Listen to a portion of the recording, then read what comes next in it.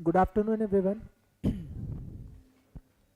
आज हम लोग इस क्लास में साइंस एंड टेक्नोलॉजी के प्रीवियस ईयर क्वेश्चंस करेंगे। मुस्कान की मेरे को आवाज़ आ गई कि सर सारे क्वेश्चंस करा रहे हैं। तो एक चीज़ याद रखना, इस क्लास में सिर्फ क्वेश्चन का आंसर नहीं कर रहे हैं हम लोग, ठीक है। जो मैं तुम्हें घर पे करने को बोलता था कि ऑप्शन एनालिसिस कैसे करते हैं, ऑप्शन से कैसे सीखते हैं। एक क्वेश्चन में आपको 4 ऑप्शंस मिलते हैं। यूपीएससी में आपको वेरियस कॉम्बिनेशन के साथ साथ 4 से 5, 6, 7 स्टेटमेंट्स भी मिलते हैं। तो हर एक स्टेटमेंट से कैसे सीखना है आपको, और हम लोगों ने क्योंकि देख रखा है कि प्रीवियस ईयर क्वेश्चंस में से कैसे नए क्वेश्चंस भी बन जाते हैं, it always adds to your knowledge. तो एक तो आंसर तो देखो अवेलेबल है सारे, कुछ आंसर्स गलत भी है, वो मैंने सही भी किए हैं। वो कैसे गलत है, क्या गलत है उसमें, वो भी मैं बताऊंगा आपको, ठीक है।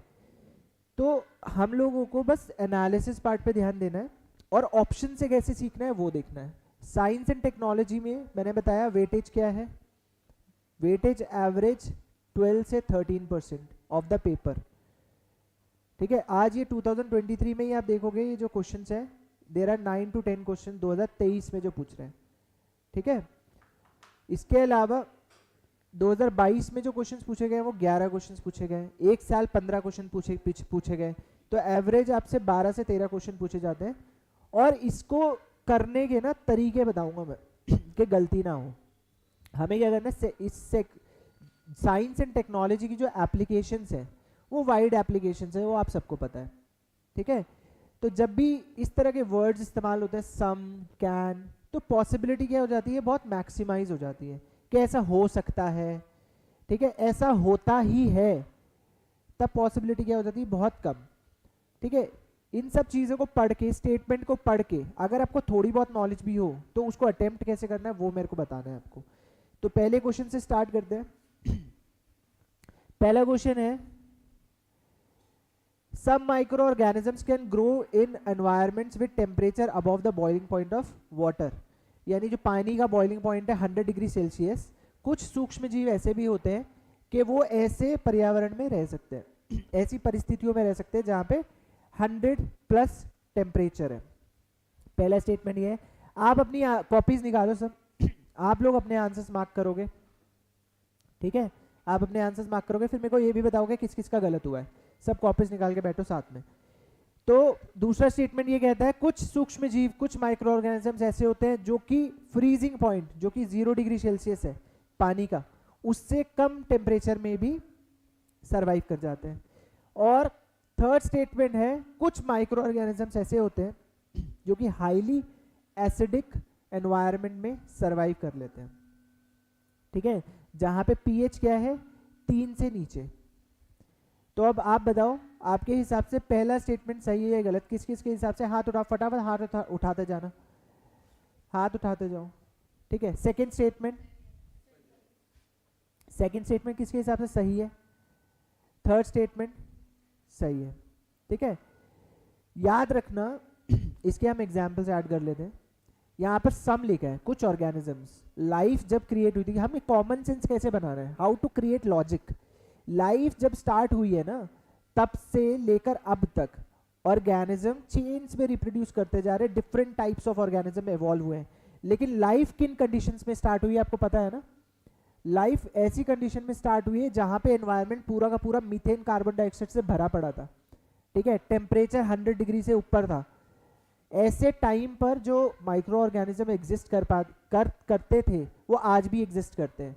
इसका एग्जाम्पल है दानिकिल डिप्रेशन ऑफ इथियोपिया, जहां पर थर्मो एसिडोफाइल्स मिलते हैं।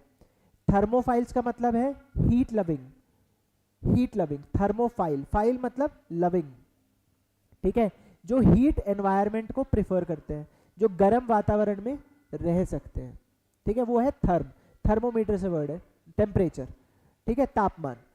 सेकंड है आपका एसिडोफाइल्स, जो मैंने बताया। एसिडोफाइल्स क्या है, जो एसिडिक एनवायरनमेंट को प्रेफर करते हैं।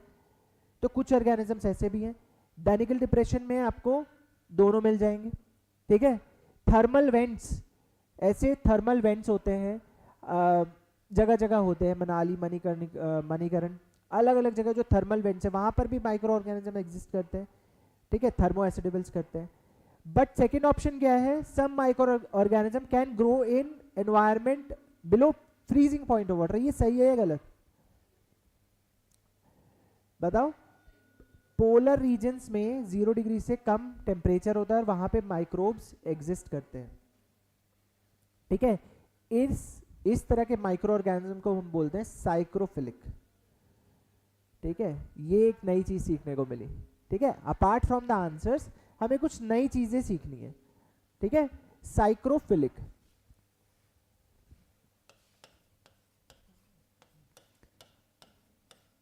साइक्रोफिलिक, ओके।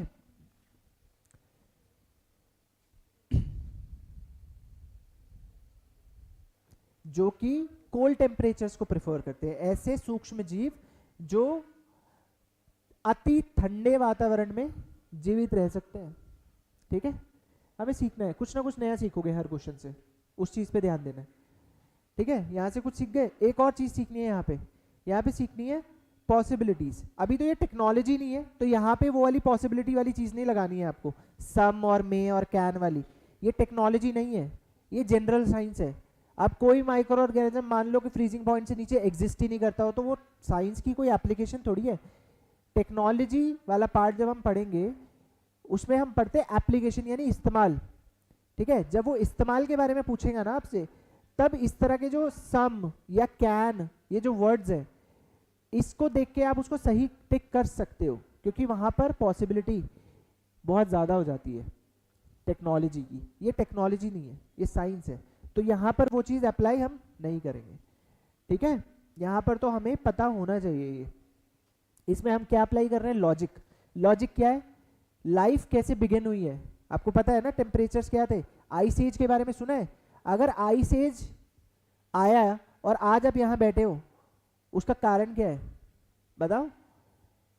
उसका कारण ये है ना कि आइस एज के टाइम पे 0 डिग्री से नीचे तापमान में सरवाइव करने वाले ऑर्गेनिजम्स होंगे और वो उसको अडेप्ट करा होगा उन्होंने, इस वजह से आज हमारी लाइफ पॉसिबल है।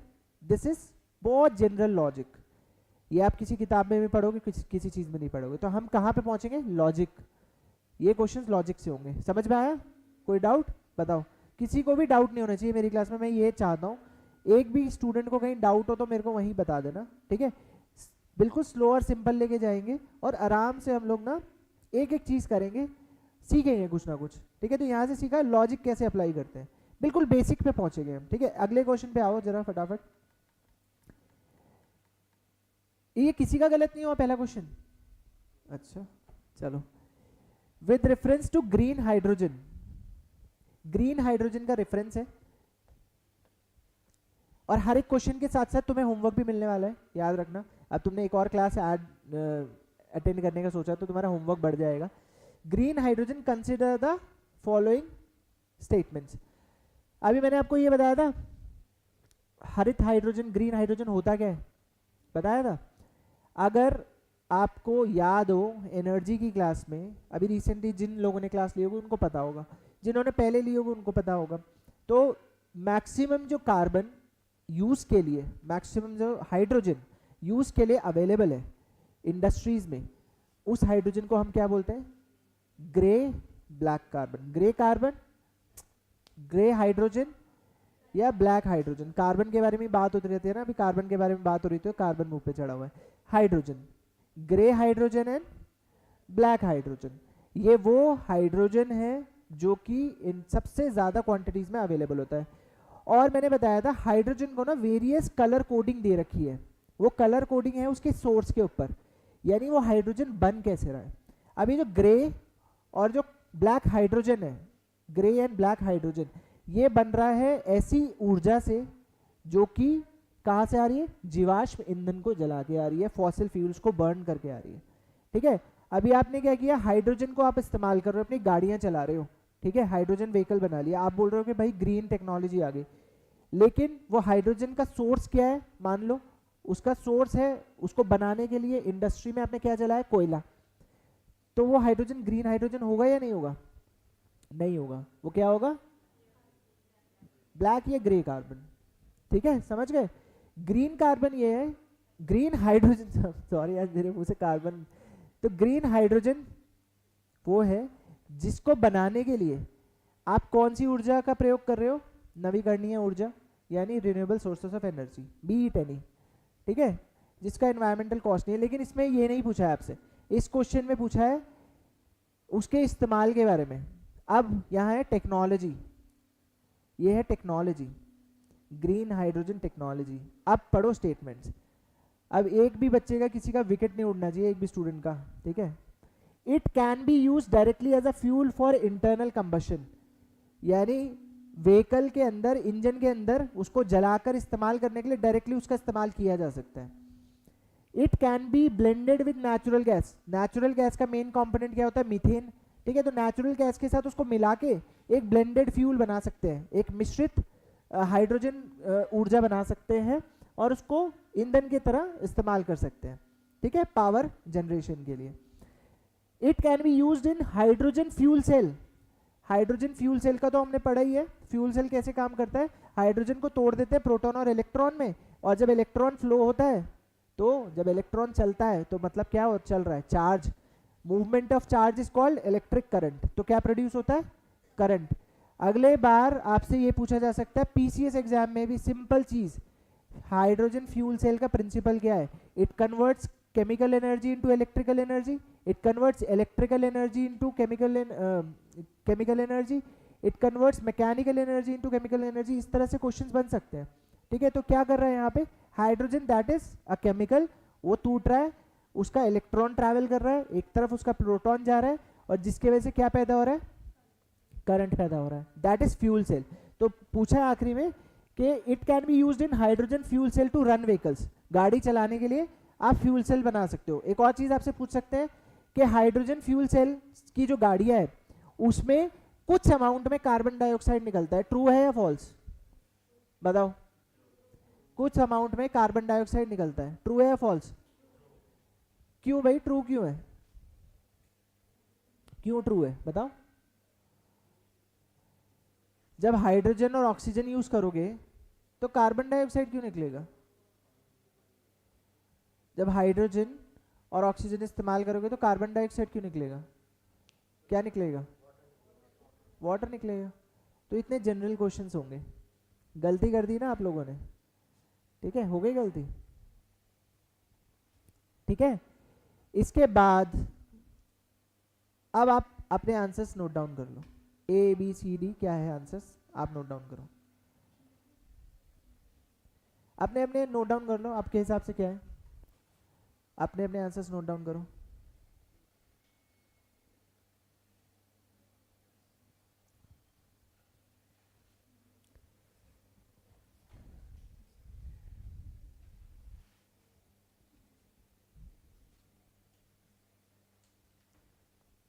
जूम नहीं होगा ना इसमें, जूम नहीं होगा इसमें ना, दिख रहा है तुम लोगों को, लोग ऑनलाइन वाले बच्चे से पूछने दो,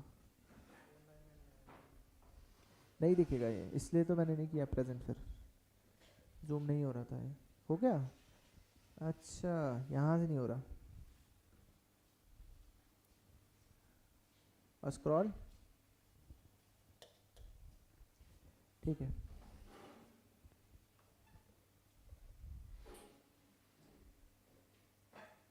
बट स्क्रॉल एक साथ एक से ज़्यादा क्वेश्चंस हो जा रहे हैं, जूम की वजह से बार बार जूम इन जूम आउट करना पड़ेगा।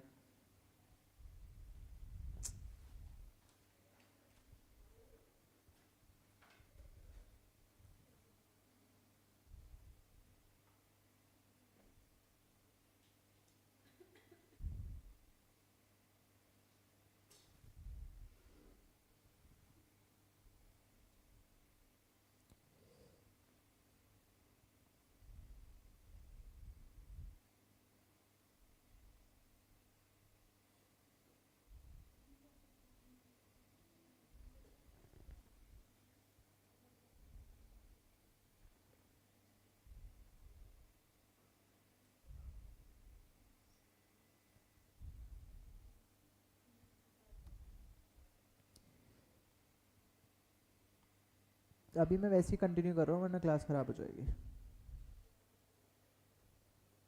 बताओ इसका आंसर क्या है आपके हिसाब से, ओनली वन किसका आंसर है, ओनली वन किसका आंसर है? ओनली वन, ओनली टू, हाथ उठाओ। कौन सा स्टेटमेंट गलत है तुम्हारे हिसाब से? पहला वाला। ओ ऑल थ्री किसका आंसर है? ठीक है, तो इसका आंसर है ऑल थ्री। ठीक है, टेक्नोलॉजी में कैन, मैं एक हैक बता रहा हूँ बस, दिस इज अ हैक।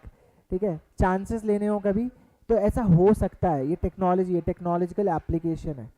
ठीक है, तो आप कह सकते हो कि हाँ भाई ऐसा हो सकता है। ठीक है, समझ गए?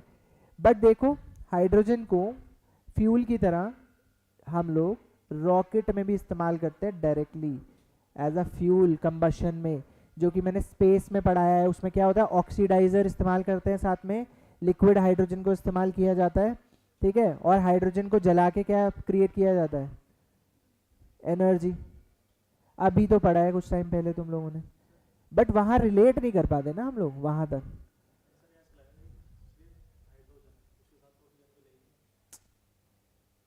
एक बात बताओ, कोई तुम ये बोल रहे हैं कि इन्हें ऐसा लगा कि सिर्फ हाइड्रोजन, भाई ईंधन को इस्तेमाल करते हैं जब भी ऊर्जा के लिए, तो उसको जलाना तो पड़ेगा ही ना, उसको तोड़ना तो पड़ेगा ही, किसी भी तरीके से तोड़ोगे तो कंबशन तो करोगे ही, कंबशन तो एसेंशियल है, उसको जलाओगे, जलाने के लिए ऑक्सीडाइजर तो चाहिए ही, ऑक्सीडेशन तो होगा उसका। समझे?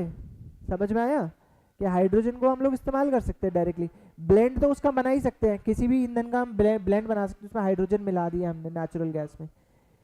तो यहाँ से क्या पता चला आपको, नेचुरल गैस। अच्छा, इसमें एक चीज़ कर लेना हम लोग, इसमें एक होमवर्क नोट करो सेकंड क्वेश्चन के साथ ही, इंडिया का नेशनल हाइड्रोजन मिशन और अभी hydrogen, clean hydrogen technology, green technology में हम लोग कहाँ तक पहुँचे हैं वो देख लेना ज़रा, अपडेट करो अपने आप को फटाफट फटाफट, PYQs के साथ अपडेट करना है, ये रिपीटेड थीम्स है। ग्रीन हाइड्रोजन के बारे में ज़रूर क्वेश्चन रिपीट होने वाला है, अभी रिसेंटली अखबार में था, कुछ दिन पहले की बात बता रहा हूँ। ऑस्ट्रेलिया में ग्रीन हाइड्रोजन से चलने वाला व्हीकल रोड पर है। ठीक है, उसके पीछे से स्टीम और पानी गिरता हुआ दिखाई दे रहा है। ठीक है, तो ये दोबारा से न्यूज़ में, हमेशा से न्यूज़ में है। ठीक है, इंडिया लेकिन इसको पहले पब्लिक ट्रांसपोर्ट पे ट्राई करेगा, ये हमारे इंडिया में पिछले साल न्यूज़ में था, है ना। चलो अगले क्वेश्चन की तरफ आगे बढ़ते हैं। इंटरनल हाँ, अरे लिखा तो है भाई चिंटू भाई, कंबशन लिखा तो है यहाँ पर। कंबशन का मतलब है जलना, अभी मैंने बताया था जब रॉकेट टेक्नोलॉजी, किसी भी चीज़ को जब जलाते हैं तो उसको कंबशन बोलते हैं, याद रखो इस चीज़ को।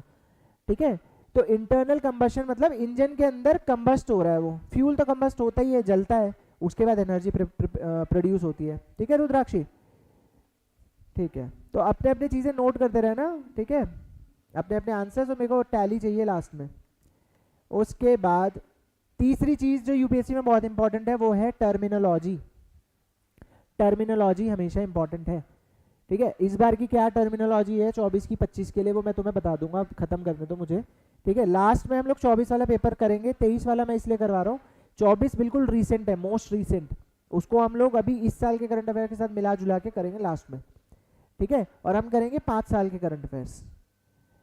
5 साल में बहुत ट्रेंड बदला है, इसके पुराने अगर देखने हैं आप लोगों को तो वो क्योंकि लेटेस्ट टेक्नोलॉजी से भी पूछते हैं, 5 साल वाली चीज़ जो है वो अभी भी ट्रेंड में है, तो 5 साल वाले करेंगे हम लोग। 5 साल में 2020 से लेके अभी 24 तक, 19 से 24 तक क्या क्या पूछा गया है उस पर ज़्यादा फोकस रहेगा हमारा। ठीक है, वो भी हम लोगों को आंसर याद नहीं करने हैं, हमें समझना है। समझ में आ रहा होगा तुम्हें अभी तक क्या करना चाह रहे हैं हम लोग। यहाँ पे टर्मिनोलॉजी है, Wolbachia method is sometimes talk about it with reference to which one of the following, बताओ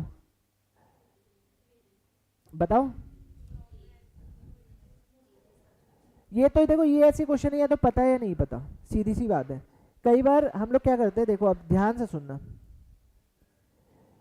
controlling the viral disease spread by mosquito, यानी मच्छर जो वायरल डिजीजेस फैलाते हैं, वायरस से होने वाली बीमारियां, उसको रोकने के लिए, उसको नियंत्रण में रखने के लिए, converting crop residues into packing material, और जो हमारा कृषि क्षेत्र से जो भी कचरा पैदा होता है उसको हम किस में बदल रहे हैं, पैकिंग मटेरियल में। ये है आपका ऑप्शन नंबर। पहले उसको पैक करते हैं, टाइटली पैक करते हैं, ठीक है, फिर उसमें केमिकल मेथड्स इस्तेमाल करते हैं ताकि वो किस में बदल जाए, कोयले की आकृति वो पा ले, कार्बन बच जाए उसमें से। ठीक है, बायोचार बनाते हैं हम उसको। ठीक है, तो ये पूछा है। अब ये मेथड या तो तुम्हें पता है या नहीं पता, इस तरह के क्वेश्चंस आएंगे। तो इस हमें क्या करना है, 2024 में न्यूज़ में जो भी इस तरह के मेथड्स टेक्निक्स के नाम, ठीक है, उसका मतलब क्या है वो जानना जरूरी है। ठीक है, वो एग्जाम में पक्का। अभी एक देख लिया, 2022 में एक देखना, 2024 में देखना, एक क्वेश्चन पक्का है टर्म पे, एक क्वेश्चन पक्का है। तो इसका आंसर है ए। ठीक है, इसके बाद आता है एरियल मेटाजिनोमिक्स। अब यहाँ पे तो पूरा जीनोम पढ़ाना पड़ेगा तुम्हें। ठीक है, याद रखो, नाम सुनो पहले। ठीक है, ये जो एरियल मेटाजिनोमिक्स है ना, ये न्यूज़ में था, न्यूज़ में था ये इंडियन जीनोम प्रोजेक्ट। ठीक है, इंडियन जीनोम प्रोजेक्ट। अभी सबसे पहली बात है, इंडियन जीनोम प्रोजेक्ट में कितने लोगों का डेटा स्टडी हो रहा है, पहला सवाल तो यही हो गया। इससे जुड़े हुए सवाल कैसे बनेंगे मैं वो बता रहा हूँ ना। है क्या इंडियन जीनोम प्रोजेक्ट? ठीक है, तो Indian genome project actually Indian genetics को और बेहतर तरीके से समझने के लिए एक प्रोजेक्ट लॉन्च किया गया है, जिसमें इनिशियली हम 10,000 लोगों का डेटा कलेक्ट कर रहे हैं, जीनोमिक डेटा। ठीक है, और इंडियन जीनोम प्रोजेक्ट तुम घर जाके इस क्वेश्चन के साथ पढ़ोगे। ठीक है, पढ़ लो, लिखना मत चाहे कुछ, लेकिन जो बोल रहा हूँ पढ़ लो, वो पढ़ लो। 2-3 पॉइंट्स अगर तुम्हें लगते हैं लिखने लायक तो वो लिख लेना। इंडिया में कि आपने देखा होगा हाईली डाइवर्स पॉपुलेशन रहती है। ठीक है, विभिन्न ट्राइब्स, एथनिक डाइवर्सिटीज, अलग अलग मिक्सचर्स प्रेजेंट है यहाँ पर इंडिया में।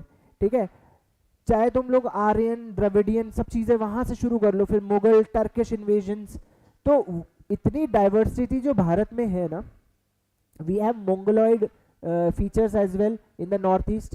ठीक है, मोंगोलॉइड फीचर्स वो होते हैं जो कि नॉर्थ ईस्टर्न्स में आपको फेस के कुछ डिफरेंट फीचर्स दिखते हैं, वो भी है। इतनी डाइवर्सिटी है, और डाइवर्स एनवायरनमेंट होने की वजह से हमें जेनेटिक बीमारियां होने के और अच्छे कारण पता करने के लिए बहुत ज़रूरी है इंडियन जीनोम प्रोजेक्ट। ठीक है, उसमें एक मेथड है कि एक टाइम पे हवा में से बहुत सारा रैंडम डेटा कलेक्ट करना होगा, रैंडम डेटा हवा में से। ठीक है, तो हम लोग क्या इस्तेमाल करते हैं, एरियल मेटाजिनोमिक्स। समझे? तो आंसर क्या है इसका, ए। ठीक है, अगेन ये टर्म वाला क्वेश्चन है। इस साल देखो 2 टर्म्स पूछी हैं आपसे, 2 टर्म्स। ठीक है, अभी इस पे बी ऑप्शन, ऑप्शंस पे को भी ध्यान में पढ़ेंगे। Understanding the genetic makeup of avian species of a habitat, यानी किसी पक्षी का आप जेनेटिक सीक्वेंस समझ रहे हो। अगर पक्षी से रिलेटेड हो तो यहाँ पे एवियन वर्ड इस्तेमाल होता है, या एरियल बात है तो थोड़ा सा देखो, मैं ये नहीं बोल रहा हूँ हर क्वेश्चन अटेम्प्ट करो, मैं तो कह रहा हूँ ये टर्म वाले क्वेश्चन में कंफ्यूज हो तो छोड़ देना, छोड़ो बचो और निकलो। ठीक है, लेकिन थोड़ी सी टर्म, कुछ टर्म्स ऐसी होती है कि उसको थोड़ा ब्रेक करोगे ना, तोड़ोगे, तो आप आंसर तक पहुंच जाओगे। ठीक है, जैसे क्यूबिट्स पूछा था, एक क्वेश्चन है क्यूबिट, व्हाट इज क्यूबिट, 24 में पूछा था, 23 में पूछा था, अभी देखेंगे हम कहाँ पूछा था, बस मुझे याद है कि पूछा था। अब उसमें पूछा था किससे रिलेटेड है, उसमें एक ऑप्शन था क्वांटम कंप्यूटिंग। ठीक है, बिट इज साइज, ठीक है, क्यूबिट क्वांटम बिट्स, तो थोड़ा बहुत हम लोग पहुंच सकते हैं आंसर तक इस तरह से मेथड अप्लाई करें तो। थर्ड है using airborne devices to collect blood samples from moving animals, मतलब ड्रोन से इंजेक्शन जा रहा है और फिर डिवाइस में से कलेक्ट हो जा रहा है। उसके बाद sending drones to inaccessible areas to collect plant and animal samples from land surfaces and water bodies, यानी ड्रोन से आप क्या कलेक्ट कर रहे हो, प्लांट और एनिमल सैंपल्स। दोनों पॉइंट्स का मतलब सेम हो गया, तो सी और डी तो कट ही गए। ठीक है, सी और डी कट गए, बहुत सिमिलर से ऑप्शंस थे। ए और बी में से ही बात है, एवियन स्पीशीज का चांसेस ही कम था, क्योंकि सबसे ज़्यादा सूटेबल फिर ए लग रहा है, लेकिन ए थोड़ा हाईली इम्पॉसिबल भी लग रहा है। हम सोचेंगे कि भाई जेनेटिक डेटा कैसे कलेक्ट करेंगे, लेकिन अगर यहाँ पे तुम थोड़ा सा लॉजिक लगाओगे तो जेनेटिक डेटा हर जगह प्रेजेंट है।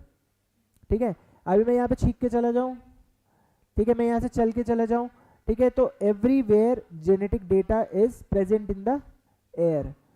समझ गए बात? Some amount of DNA, RNA, कुछ जो सेल्यूलर डेब्रिस जिसे बोलते हैं, ठीक है, सेल्यूलर कचरा, मॉलिक्यूलर कचरा, वो तो प्रेजेंट है ही हर जगह। ठीक है, तो हम उसको कलेक्ट करते हैं। इसके बाद आता है भाई थोड़ा technical part. Micro satellite DNA, इसको तो समझ ही लो, कुछ नहीं है ये, कुछ नहीं है। Variable number of tandem repeat सुना है, VNTR, आपको डीएनए फिंगरप्रिंटिंग में पढ़ाया था अगर याद हो तो। मैंने एक बात बताया था, डीएनए तो बहुत बड़ा है, उसमें बहुत सारे सीक्वेंस है, ठीक है। एक कोडॉन कितने लेटर्स का होता है? 3 लेटर्स का। एक कोडॉन कितने लेटर्स का होता है? 3 लेटर्स का। डीएनए पे ATGC CG ATTT कितने सारे सीक्वेंस होते हैं। तो डीएनए के ऊपर ना बहुत सारे ऐसे सीक्वेंस भी होते हैं जो किसी चीज के लिए कोड नहीं होते, ठीक है, और बहुत रिपीटेशन पे होते हैं, बहुत रिपीटेशन में। यानी मान लो एक कोड है ATTA, एक कोड है ATTA। अब ये मेरे डीएनए में ये 80 बार है, एग्जाम्पल 80 बार है, ठीक है। अब तुम लोगों में से मैच कर लूं मैं किसी के साथ, ATTA ढूंढूंगा मैं 80 बार किसके पास है, नहीं मिल पाएगा। तो इनकी ये खासियत है, जो इनकी नंबर ऑफ रिपीटेशंस है ना सब में प्रेजेंट होगा। मेरे में कोई सा कितनी बार रिपीट हो रहा है, आपके में कोई सा कितनी बार रिपीट हो रहा है, यही हमारे बीच क्या बनाता है, एक डिफरेंस मार्कर, ठीक है। और पेरेंट जब हम पैटर्निटी टेस्ट करते हैं तो उसमें हम यही करते हैं, सबसे पहले तो डीएनए को निकाला, मेथड यूज करते हैं जेल इलेक्ट्रोफोरोसिस, यानी एक जेल के ऊपर उसको बैठाते हैं, करंट सप्लाई करते हैं, डीएनए होता है नेगेटिवली चार्ज्ड। तो डीएनए क्या है, पहले तो उसको तोड़ते हैं, डीएनए को टुकड़े टुकड़े बनाते हैं, ठीक है, फिर उसको उसके ऊपर स्प्रेड कर देते हैं। उसके बाद जब करंट अप्लाई करते हैं तो डीएनए के जो टुकड़े हैं वो अपने आप को किस में, लाइनों में अरेंज कर लेते हैं। और ये जो टुकड़े हैं ना, ये यही माइक्रो सैटेलाइट डीएनए जिसे बोलते हैं, ये रिपीटेड जो कोड्स है वो होते हैं, ठीक है। अब जब मेरे फादर के साथ मेरी टेस्टिंग होगी ना, तो ये जो ATTA है 80 बार कहाँ दिखाई देगा, मेरे फादर के डीएनए में, समझे, समझ में आई बात। तो एक चीज समझ लेना, माइक्रो सैटेलाइट डीएनए और रिपीटेटिव यूनिट्स डीएनए सेम होता है, variable number of tandem repeat कहीं पे भी आ जाए वो सेम है, it is the type of VNTR only, ठीक है। हम इन माइक्रो सैटेलाइट डीएनए की प्रेजेंस को चेक करते हैं, कितने बार ये रिपीटेड है उसको समझा जाता है, ठीक है। तो ये एक बार नहीं बार बार पूछा जाएगा आपसे, ठीक है। इसके बहुत सारे एप्लीकेशन है, यही एप्लीकेशन है। सबसे पहले तो हर इंसान में, इंडिविजुअल में ये अलग होगा, सेम नहीं होगा, ठीक है। आपके पापा और आप में भी अलग है, सेम नहीं है, याद रखना, सिमिलर है, याद रखना, एक जैसा बिल्कुल सेम नहीं है, क्या है, सिमिलर है, ठीक है, एक जैसा है, बिल्कुल एक जैसा नहीं है, ठीक है। अगर मेरे में 80 है तो 60 रिपीट्स तो मिल ही जाएंगे मेरे फादर में, 50-60 रिपीट्स, इस तरीके से देखा जाता है। तो इट इज़ यूज्ड इन, अगले कभी क्वेश्चन आ गया कि डीएनए फिंगरप्रिंटिंग में भी इस्तेमाल होता है, तो क्या याद रखोगे, डीएनए फिंगरप्रिंटिंग का मैकेनिज्म समझ में आ गया, एनसीईआरटी का पार्ट है भाई, पूछ सकते हैं। तो अब देखो, अब इसको सॉल्व करो, अब तो तुम्हारे लिए आसान हो गया होगा।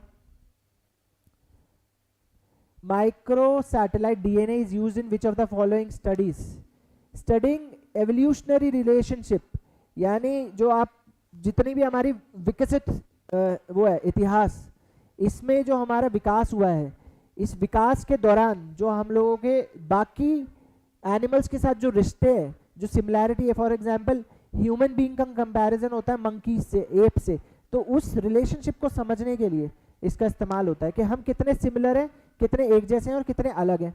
पहला स्टेटमेंट ये है। दूसरा है स्टेम सेल्स, मैंने बताया था ऐसी कोशिकाएं होती हैं ये स्टेम सेल्स जो कि किसी भी ऑर्गन में डेवलप होने की क्षमता रखती हैं। आपके शरीर का कोई भी अंग बन सकता है स्टेम सेल से।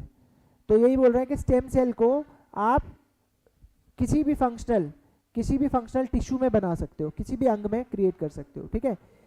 सी a promoting clonal propagation of horticulture plants. Horticulture plants जो है, जैसे सब्जी भाजी के जितने भी पेड़ पौधे हैं, उसको आप क्लोन कर सकते हो। क्लोन का मतलब तो पता होगा आपको, एग्जैक्ट जेनेटिक कॉपी। अगर मैं आपके डीएनए के पूरा सीक्वेंस लूँ, क्रोमोसोम 46 क्रोमोसोम, उसकी एग्जैक्ट जेनेटिक कॉपी बना के आपके जितना ही उसको ग्रो कर दूँ तो बिल्कुल आपके जैसे ही दिखाई देगा वो, उसको बोलते हैं क्लोन। एनसीईआरटी में इसका एग्जाम्पल भी दे रखा है ना, first clone Dolly the sheep, ठीक है, भेड़ को क्लोन किया था सबसे पहले, उसका नाम था डॉली, ठीक है। तो वो क्लोन के बारे में बात हो रही है। फिर assessing the efficiency of drugs, यानी जो दवाइयाँ हैं वो कितनी अच्छी कारगर है, कितने अच्छे से काम करती हैं। तो किसी दवाई की टेस्टिंग करनी हो पॉपुलेशन के ऊपर, लोगों के ऊपर, उसके लिए इस्तेमाल हो। तो आंसर क्या है बताओ? नहीं, जो अभी पढ़ा है उसके हिसाब से ही सोच के बताना, ऐसे नहीं कि अभी पढ़ा है अभी समझ में आया इसके हिसाब से ही बता रहे हो ना। ए या पहले किया हुआ है PYQ इसलिए बता रहे हो। ठीक है, तो हम लोग क्या कर सकते हैं इसमें, देखेंगे ना कितनी सिमिलैरिटी है कितनी डिसिमिलैरिटी है। कभी variable number of tandem repeats के ऊपर क्वेश्चन आ जाए, VNTR। ठीक है, PCR होता है पॉलीमरेज चेन रिएक्शन, वो हम लोग DNA बीच में इस्तेमाल करते हैं। पॉलीमरेज चेन रिएक्शन को भी लिख लो साथ में, मैं बता देता हूँ 2-3 चीजें हैं तुम्हें। PCR टेक्नोलॉजी को हम इस्तेमाल करते हैं किसी भी चीज का संख्या बढ़ाने के लिए, एम्पलीफाई करने के लिए उसको। ठीक है, PCR टेक्नोलॉजी। तो PCR टेक्नोलॉजी के बारे में जरूर क्वेश्चन आ सकता है आने वाले टाइम में। क्यों? PCR टेक्नोलॉजी कोविड के टाइम पे भी बहुत ज़्यादा इस्तेमाल हुई थी। ये एक टेस्ट है, PCR टेस्ट करते हैं जब आपकी बॉडी में पैथोजन की संख्या, माइक्रो ऑर्गेनिज्म जिससे भी आपको बीमारी हो रही है वो कम है, और नॉर्मल आपने एंटीबॉडी एंटीजन टेस्ट करा लिया तो उसमें नहीं आ रहा, मान लो नॉर्मल टेस्ट में नहीं आ रहा, एंटीबॉडी एंटीजन में तो आ जाएगा। आपने नॉर्मल उसका कोई भी टेस्ट कराया, मार्कर टेस्ट, उसमें पॉजिटिव नहीं आया आप, तो फिर आप क्या कराते हो? PCR test. PCR टेस्ट में आपके सैंपल में से उसको आइसोलेट किया जाता है, कोशिश करते हैं, और फिर उसका नंबर बढ़ाया जाता है। अगर उसका नंबर बढ़ गया तो वो तो प्रेजेंट है, ठीक है, अगर नंबर नहीं बढ़ा तो वो प्रेजेंट नहीं है। तो PCR का मतलब होता है पॉलीमरेज चेन रिएक्शन। ये एक ऐसी प्रक्रिया है जिसमें नंबर बढ़ाया जाता है, संख्या बढ़ाई जाती है किसी भी चीज़ की, तो इसको इसमें भी इस्तेमाल किया जाता है। जब DNA फिंगरप्रिंटिंग करते हैं ना, तो हमने तो एक ही DNA का सेगमेंट निकाला, लेकिन हमें अपने एक्सपेरिमेंट के लिए ज़्यादा DNA चाहिए, तो उसको भी ज़्यादा संख्या में बनाने के लिए हम क्या करते हैं? PCR का टेक्नोलॉजी इस्तेमाल करते हैं। तो समझ गए, मॉलिक्यूलर साइंस में PCR टेक्नोलॉजी का काम क्या है? सिर्फ नंबर बढ़ाना। हाँ जी,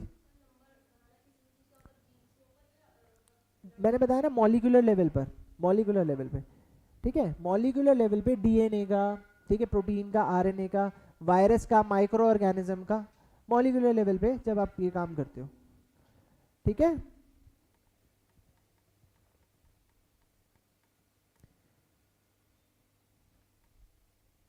एक्सेलरोमीटर के बारे में पूछा है। एक्सेलरोमीटर आता है किस वर्ड से? एक्सेलरेशन। एक्सेलरेशन, एक्सेलरेशन होता क्या है? The rate of change of velocity. ये आगे समय के अनुसार वेग किस हिसाब से बदल रहा है, वो हमें किससे पता चलता है?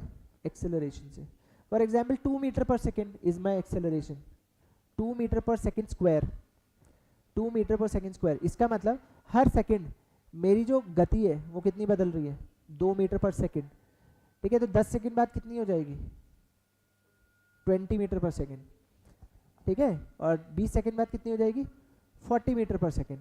और एक्सेलरोमीटर जो है, एक्सेलरोमीटर, ये इसी चेंज को नापता है। ठीक है, इसी चेंज को नापता है। फॉर एग्जाम्पल मान लो मेरा ये फ़ोन है, ठीक है, फ़ोन तो गिराऊंगा नहीं अब एक्सपेरिमेंट के लिए, तो ये फ़ोन है। अब ये फ़ोन जब है ये गिरता है, नीचे गिरा, तो नीचे जब गिरेगा ना तो इसमें एक्सेलरेशन क्या आएगा? यूनिफॉर्म। यूनिफॉर्म एक्सेलरेशन का मतलब समझ लो, नॉन यूनिफॉर्म का मतलब समझ लो, बेसिक है। यूनिफॉर्म मतलब एक ही नंबर रहेगा इसमें, लगातार almost 9.8 metre per second square से ये नीचे आ रहा है लगातार, और ज़मीन तक जब तक नहीं टकराएगा यही रहेगा इसका एक्सेलरेशन। ठीक है, ट्रैफिक में जब आप गाड़ी चलाते हो, बाइक चलाते हो या गाड़ी चलाते हो, तब आप एक्सेलरेशन यूनिफॉर्म रख पाते हो या नहीं, ये बताओ। कभी आपका 2 मीटर पर सेकेंड से स्पीड बढ़ती है, 2 किलोमीटर पर आवर से स्पीड बढ़ती है, ठीक है, कभी आपकी 8 किलोमीटर पर आवर से स्पीड बढ़ती है, खाली रोड दिखता है, तो उसको बोलते हैं नॉन यूनिफॉर्म। ठीक है, तो अब जो डिवाइसेस में ना ये एक्सेलरोमीटर लगा रहता है, तो क्या होता है, ऊपर से जब नीचे गिरा तो उसने क्या डिटेक्ट कर लिया? भैया ये तो फ्री फॉल है। फ्री फॉल का मतलब 9.8 मीटर पर सेकेंड स्क्वायर से गिर रहा है, तो फ्री फॉल में गिर रहा है, तो डिवाइस हो गया shut down, hard disk shut down, तो नीचे गिरेगा भी तो फिजिकल डैमेज हो जाएगा, बॉडी को डैमेज हो जाएगा, इंटरनल डैमेज से बचा लेता है। तो ये लैपटॉप्स में इस्तेमाल होता है, मोबाइल फोन्स में इस्तेमाल होता है। ठीक है, फिर इसका सबसे सिंपल इस्तेमाल मोबाइल की स्क्रीन को चेंज करते हो आप लोग हॉरिजॉन्टल में वीडियोस देखने के लिए, वो भी इस्तेमाल करते हैं, यानी कोई भी मूवमेंट बेस्ड इस्तेमाल। फिर गेम खेला होगा आपने, जो कंसोल, गेमिंग कंसोल, जॉयस्टिक, आप कभी गए होगे कहीं खेलने तो बाइक पे बैठ के ऐसे हिले होगे, ठीक है, तो वो सब चीज़ें जो है मूवमेंट के हिसाब से जो डायरेक्शन चेंज हो रहा है स्क्रीन पे, वो सब क्या है, एक्सेलेरोमीटर। तो आपके एग्जाम में ना जनरल डेली यूज़ की टेक्नोलॉजी भी पूछी जाती है एक ना एक, ठीक है, हमने देखा है, उसके बारे में पूछा है पहले, फास्टैग वगैरह के बारे में, ठीक है, इन सब चीज़ों के बारे में क्वेश्चन पूछते हैं जो डेली यूज़ में टेक्नोलॉजी है, ठीक है। तो अब ये क्या है, कितनी याद रखो कितनी पढ़ो, तो ऐसा है कि आसपास जब भी आप देख रहे हो, पढ़ रहे हो, ठीक है, तो आप एक काम ज़रूर कर लो कि मोबाइल टेक्नोलॉजी में ना जाइरोस्कोप, एक्सेलेरोमीटर, ये सब चीज़ें जो हैं, कभी आप फ़ोन खरीदते समय जो आप देखते होगे क्या फीचर्स क्या है, आपने उनके फंक्शन नहीं देखे कभी, लेकिन क्या वो होता किस लिए। तो लेटेस्ट टेक्नोलॉजी में जो जो भी लेटेस्ट आ रहा है ना, बस उसका एक फंक्शन जरा गूगल करके वो याद रह जाएंगी चीज़ें, आपको वो लिखनी नहीं पड़ेंगी आपको, ठीक है। और आसपास जो टेक्नोलॉजी है वो तो करते ही रहते हैं हम लोग क्लास में डिस्कस, ठीक है। तो एक क्वेश्चन आता है, तो इसका आंसर क्या है बताओ, इनमें से कहाँ कहाँ एप्लीकेबल होगा, आप बताओ, आप अपने खुद सोचो, पढ़ो। पहला है गाड़ी की टक्कर होने वाली है भाई, ठीक है, तो एयरबैग अपने आप ही खुल जाते हैं, ठीक है। फिर एक्सीडेंटल फ्री फ्लो, लैपटॉप अचानक से गिर गया फ्री फॉल में, जिसकी वजह से हार्ड ड्राइव टर्न हो गई, वहाँ पर टर्न ऑफ हो गई, ठीक है। हम लोग स्मार्टफोन को टिल्ट करते हैं, स्पेलिंग गलत लिखी है, ठीक है, टिल्ट करते हैं, टेढ़ा करते हैं, जिसके वजह से स्मार्टफोन में स्क्रीन जो है वो रोटेट हो जाती है, लैंडस्केप हॉरिजॉन्टल जो भी है। तो अब बताओ इसका एप्लीकेशन कहाँ पर है, बताओ, ठीक है।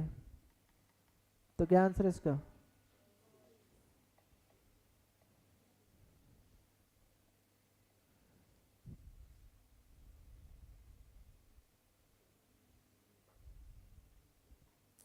ठीक है, समझ गए। अब इसमें आंसर हाईलाइट क्यों हो रहा है, मेरे को तो डर लग रहा है, तुम लोग कर लोगे ये तो, हाँ, बायोफिल्टर्स, बायोफिल्टर्स के बारे में किसे पता है, पता है किसको बारे में, बायोफिल्टर्स के बारे में, हाँ जी,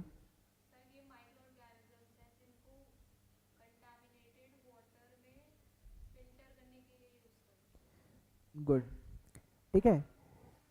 जब हम लोग बायोलॉजिकल लाइफ को फिल्ट्रेशन के लिए इस्तेमाल करते हैं, छानने के लिए, छान कर किसी वेस्ट को, किसी भी चीज़ को एक्सक्रीट करने के लिए इस्तेमाल करते हैं, तो उसको क्या बोलते हैं हम, बायोफिल्टर। अब ये बायोफिल्टर ना हमारे लिए क्यों ज़रूरी है और क्यों पूछा है वो याद रखना, उसको ऐसे ही नहीं पूछा कुछ भी उठा के। India is moving towards blue revolution, और ब्लू रेवोल्यूशन यानी नील क्रांति किससे जुड़ी हुई है, मछली पालन, ठीक है। मछली पालन बहुत बड़ी इंडस्ट्री है, इसमें आपको फीड डालनी पड़ती है, ठीक है, फीड मतलब खाना देना पड़ता है मछलियों को, ठीक है, उसमें मछली पालते हो आप स्पेसिफिक साइज तक, उसको उगाना पड़ता है। अब क्या होता है, जब खाना कितना डालना है, कैसे डालना है, कई बार इसकी नॉलेज नहीं होती, ठीक है, उस वजह से जो बिना खाया हुआ खाना है ना, वो ऑर्गेनिक है, वो तो ऑर्गेनिक ही है ना, कार्बनिक है सारी चीज़ें, कार्बन हाइड्रोजन से बनी है।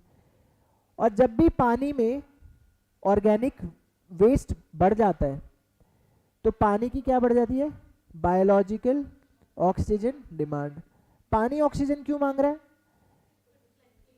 उसको क्या करने के लिए, तोड़ने के लिए, डीजेनरेट करने के लिए पानी ऑक्सीजन मांग रहा है, तो पानी की क्या बढ़ गई, बायोलॉजिकल ऑक्सीजन डिमांड बढ़ गई। और बायोलॉजिकल ऑक्सीजन डिमांड किसका एक वो है, संकेत किसका देता है, प्रदूषण का।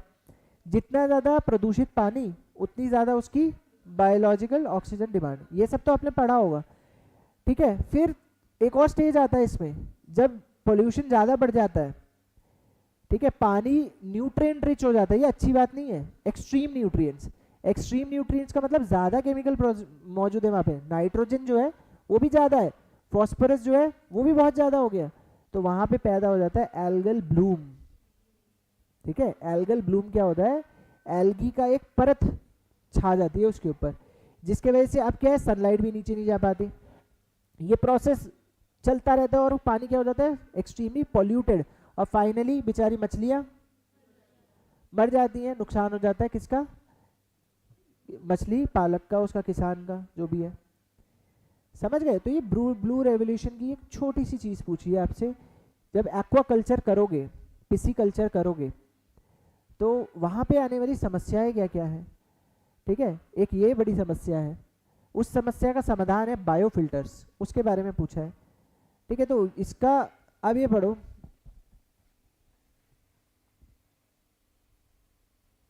गुड, हाँ यूट्रोफिकेशन हो जाएगा, यूट्रोफिकेशन यानी एक्सट्रीमली न्यूट्रिएंट रिच वाटर बन जाएगा वहाँ पर, ठीक है।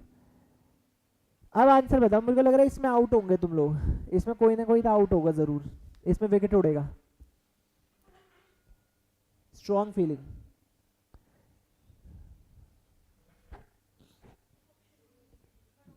वो उससे ज़्यादा दिखा भी नहीं सकता मैं, खड़े होके देख लो।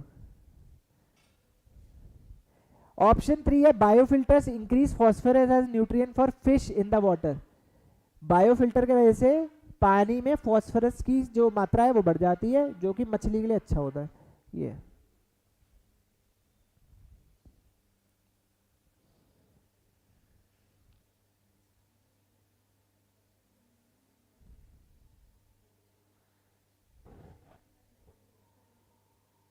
बड़ा सिंपल है ये, इन क्या नाम है, हिमांशी ने बता दिया था पहले ही। अब उसको सोचोगे तो तुम तभी कर पाओगे। हिमांशी ने क्या बताया था, हिमांशी ने बताया था हम माइक्रो ऑर्गेनिजम्स को इस्तेमाल करते हैं, ठीक है। अब वो देख लेना तुम, अब कौन से माइक्रो ऑर्गेनिज्म को कर सकते हो वो भी देखो।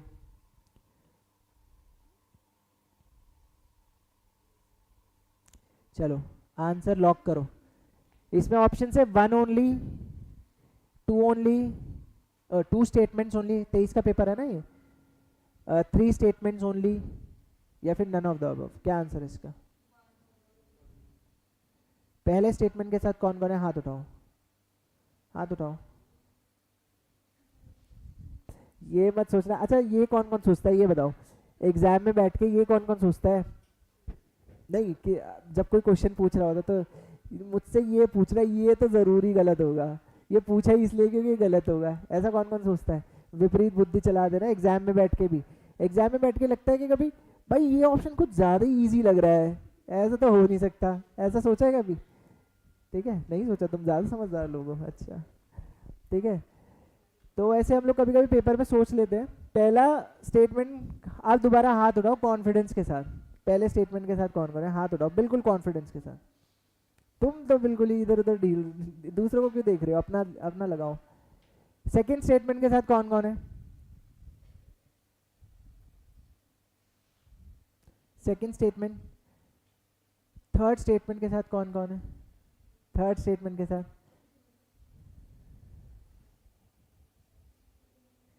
सिमरन बोल रही है 1 एंड 3, चलो इनका भी बता दो। रुद्राक्षी बोल रही है 1 एंड 2, इस पे तो सब लोग बिखर गए हैं, सबके अलग अलग ऑप्शन। बताओ थर्ड ऑप्शन के साथ कौन कौन है, हाथ उठाओ, कोई नहीं है। सेकंड के साथ भी कोई, सेकंड के साथ कौन कौन है? चलो भाई आप याद रखो, तुम नाइट्रोसोमोनास का नाम सुना है, नाइट्रोजन फिक्सिंग बैक्टीरियाज, वो ऑर्गेनिजम्स यूज होते हैं। और नाइट्रोजन फिक्सिंग बैक्टीरियाज किसी का खाना नहीं खाएंगे बैठ के, ना उसको छानेंगे। अब आंसर मिला, ठीक है। उनका काम है सिर्फ, क्या काम है, अमोनिया जो प्रेजेंट होता है, जो फिश का वेस्ट होता है, हर ऑर्गेनिज्म का वेस्ट होता है ना, ठीक है, वो नाइट्रोजनस वेस्ट होता है। तो नाइट्रोजनस वेस्ट को क्या करता है, वो फिक्स कर देता है, ठीक है, नाइट्राइट्स नाइट्रेट्स में तोड़ देता है। समझ गए बात, ये है। और उसके लिए हम क्या इस्तेमाल करते हैं, माइक्रो ऑर्गेनिज्म, जो कि नाइट्रोजन फिक्सिंग होता है। इतनी सी बात थी, ठीक है।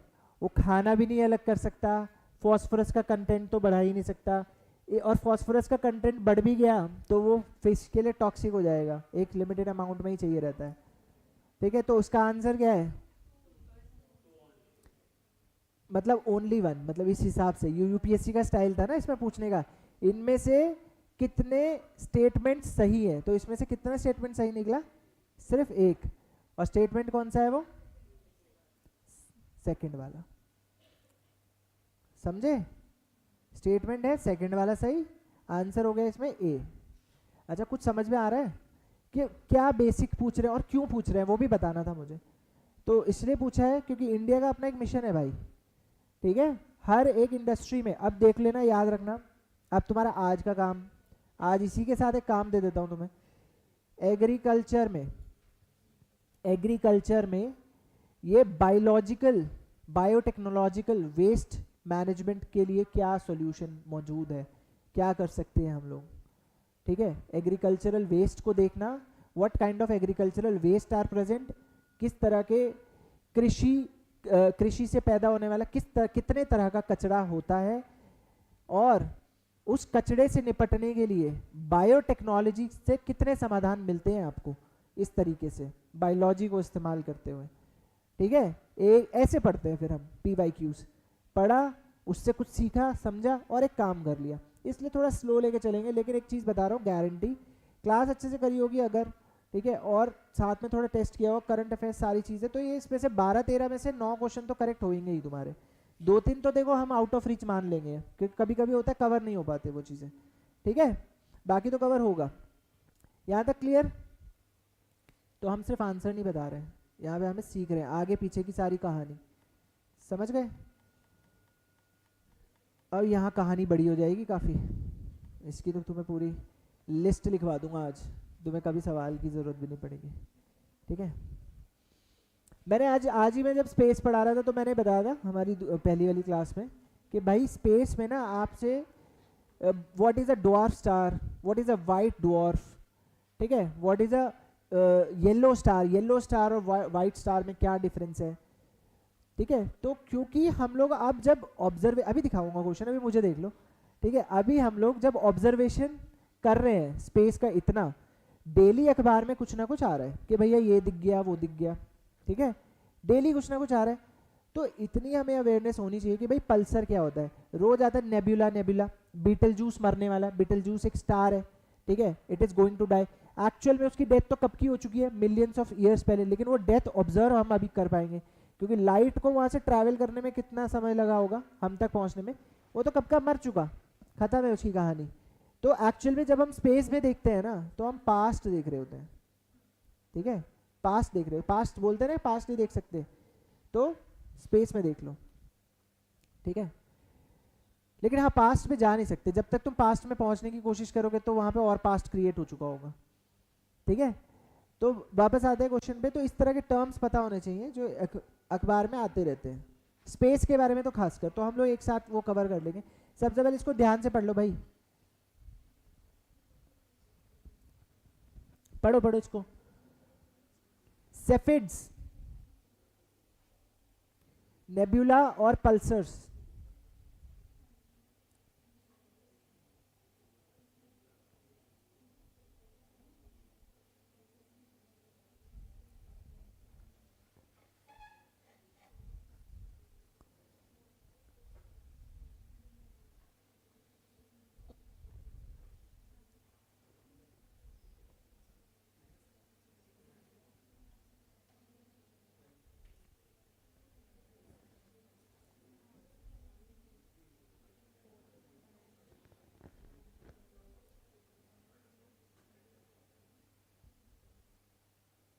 अमन बहुत जोश में है। 110%, किस चीज के लिए 110%, बताओ जरा।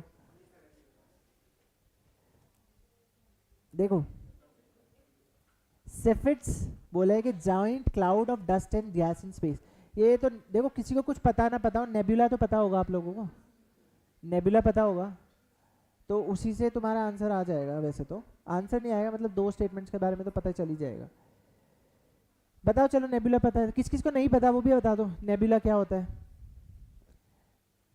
अच्छा एक बात बताओ, वो देखी है आपने मूवी थॉर वाली, उसकी बेटी, अरे वो वाली मेरे को मूवी याद नहीं आ रही, जिसमें वो होता है ग्रूट, आई एम ग्रूट, उस मूवी का नाम क्या है?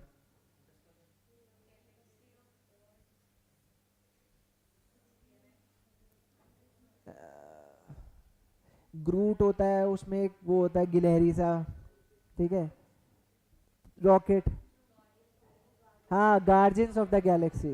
वेरी गुड वेरी गुड, आप जीत चुके हो 7 करोड़। सुनो, guardians of the Galaxy, guardians of the Galaxy में हम लोग क्या इस्तेमाल करते हैं, क्या इस्तेमाल करते हैं, कुछ नहीं करते हम लोग। गार्जियंस ऑफ द गैलेक्सी में उसको देखते हैं, एक फिगर है उसमें ब्लू कलर की लेडी, उसका नाम क्या है, नेबुला। उसका नाम पता है किस लिए पड़ा है, क्योंकि नेबुला ऐसा दिखता है ब्लू कलर का।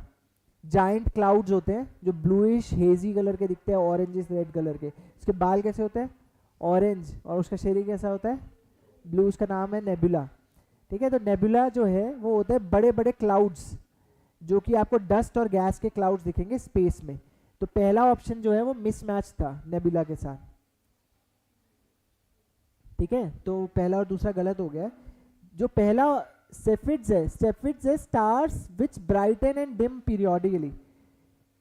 ये कभी कभी तेज चमकते हैं, कभी कभी धीमे चमकते हैं। इस क्यों ऐसा होता है, क्योंकि ये ना स्टार्स तो नहीं मूव रहे, पूरा सिस्टम मूव कर रहा होता है। मैंने एक बार बताया था आपको शायद, है ना, पूरा system, solar system, galaxy, milky way, सब पूरे मूव कर रहे होते हैं। तो इनके तेज चमकने और डिम होने के हिसाब से हम लोग स्पेस में डायरेक्शन ढूंढते हैं। ये एक्स्ट्रा पॉइंट तुम्हें बताता हूँ, स्पेस में डायरेक्शन इसके हिसाब से, सेफिड्स के हिसाब से पता चलता है हमें। ठीक है, क्योंकि किसी एक डायरेक्शन में जब हम लोग होते हैं ना, तब ये हमें सीधा सीधा दिखाई देते हैं, तो वो तेज चमकते हुए दिखाई देंगे। तो हमें समझ में आएगा कि स्पेस में इस टाइम पे इस डायरेक्शन में आगे बढ़ना चाहिए, फिर दूसरे टाइम पर ये डिम हो जाते हैं। तो इससे स्पेस में दिशा ढूंढना, अंतरिक्ष में दिशा ढूंढने के लिए इस्तेमाल किया जाता है इसको, सेफिड्स को। नेबुला कैसे क्रिएट होता है, जब बहुत बड़ा कोई स्टार मर गया, डेथ ऑफ अ स्टार, तो क्या होता है, सब कुछ नए सिरे से स्टार्ट होने वाला होता है। ठीक है, तो पूरे अंतरिक्ष में क्या फैल जाता है, उस स्टार में से निकला हुआ गैस, डस्ट, क्लाउड्स, और वो इतनी हाई एनर्जी से निकलते हैं, गामा रेस, गामा रेस टकरा रही होती है न्यूमरस इलेक्ट्रॉन्स से, और बहुत ही कलरफुल इवेंट होता है जो कि हम कभी नहीं देख पाएंगे। आपको पता है जेम्स वेब टेलीस्कोप भी जो इमेजेस भेजता है वो कलरफुल नहीं होती है, उसको तो कलरफुल बनाया जाता है। ठीक है, तो वो इवेंटफुल, एक इवेंट मतलब बहुत इवेंटफुल चीज़ होती है जो देखने लायक है। फिर है पल्सर्स। भाई ये क्वेश्चन टफ था, ये टफ था, ये क्वेश्चन टफ था, इसको कर ऐसे वैसे नहीं कर देगा कोई। इस ये सिखा रहा है कि यूपीएससी का जब करो ना पेपर, तो एक एक लेटर जो होता है उसको पढ़ना जरूरी है, एक एक लेटर, एक एक लेटर, बहुत ध्यान से। अब ये थर्ड ऑप्शन पढ़ो, अभी इतना तो मैंने बता ही दिया, थर्ड ऑप्शन पढ़ो फटाफट।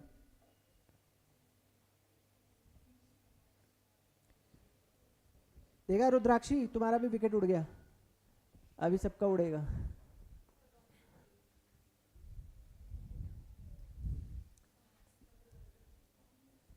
सबका उड़ेगा, और बहुत बहुत सारे कोचिंग वालों का उड़ा है, बहुत सारे गलत आंसर्स दे रखे हैं इस क्वेश्चन को लेकर। ठीक है, और मैंने इसको बहुत, जब मैं पढ़ रहा था ये मैंने आंसर सब खुद ही बनाए थे, रिसर्च कर करके, ढूंढ ढांड के, और इसका एक्सप्लेनेशन भी समझने की कोशिश, क्योंकि बहुत लोगों ने इसको गलत आंसर डाल रखा है। ये बहुत ज़्यादा गलत प्रेजेंट है ऑनलाइन। इसमें सिर्फ एक वर्ड की गलती है, वो है कोलैप्स, सिर्फ एक वर्ड की गलती है। पल्सर्स होते तो न्यूट्रॉन स्टार हैं, जो कि बनते हैं जब massive star run out of fuel. बहुत बड़ा एक तारा है, उस तारे का फ्यूल जो है कब खत्म हो गया, और तारे का फ्यूल क्या होता है ये भी बता दो, तारे का ईंधन क्या होता है, जो भी उसके ऊपर न्यूक्लियर रिएक्शंस हो रहे होते हैं। ठीक है, न्यूक्लियर फिजन फ्यूजन ये हो रहे होते हैं, बेसिकली हाइड्रोजन हीलियम। ठीक है, वो उसका फ्यूल होता है, एक टाइम पे वो खत्म होता रहता है। ठीक है, आपको पता होगा कि ये स्टेटमेंट बताओ सही है या नहीं, हमारा जो सूरज है, सूरज एक डूबता हुआ तारा है या उगता हुआ तारा है। ठीक है, ये भी याद रखना, समझ गए बात। तो हमारे सूरज का भी फ्यूल कभी ना कभी आउट हो जाएगा, और जब फ्यूल आउट हो जाएगा तो पल्सर्स दिखाई देंगे। पल्सर्स कैसे होते हैं, उस इमेज देखना कभी। ठीक है, तारा है, तारे में से ऐसे बाहर निकलती हुई किरणें होंगी, इससे तेज हाई इंटेंसिटी एनर्जी रेस। ठीक है, तो कोलैप्स नहीं हो रहा है, क्या हो रहा है, एक्सप्लोड हो रहा है, बाहर की तरफ निकल रहा है। कोलैप्स मतलब अंदर की तरफ गिर जाना, समझे। तो एक लेटर की गलती थी यहाँ पे, समझे। आंसर क्या है इसका फिर, है कैसे कौन सा एक सही लग रहा है तुम्हें भाई।